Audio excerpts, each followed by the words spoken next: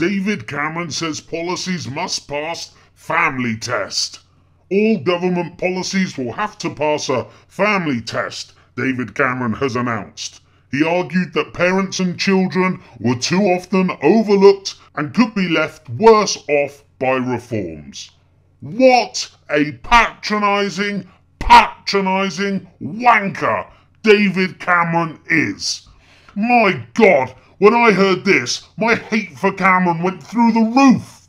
This is the way my mind works. When I heard this story, I didn't think, oh look, Cameron is going to start looking after families. That's good. No, I thought this. Oh my God, what a wanker Cameron is. He's admitting that for 4+ years, he and his party haven't given a flying fuck about families. He is saying that since he was elected in May 2010, he and the rest of the Etonian millionaires in the cabinet haven't thought at all about what impact the policies they have been implementing would have on families. What an utter disgrace Cameron and his party are. I mean, honestly, from the bottom of my heart, I cannot express how disgusting it is for Cameron to now admit that he didn't give a fuck about families. No wonder they introduced the bedroom tax. No wonder they stopped collecting the food bank figures. They just don't care, and they've admitted it. We now know that the Conservatives genuinely didn't care. They literally did not give a shit about average Joe. Yet Cameron continued to prop up the banks in this period. He even fought the EU to allow the banks to have more than a 200% of salary bonus.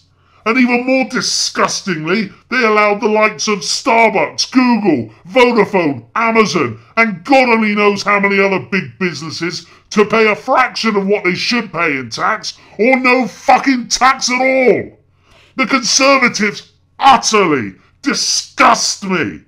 But it's not just the Conservatives who have utter contempt for the public. Mr. Margaret Hodge, who was charged with grilling the companies that didn't pay tax, well, her family company only paid something like 0.01% tax on $2 billion in sales.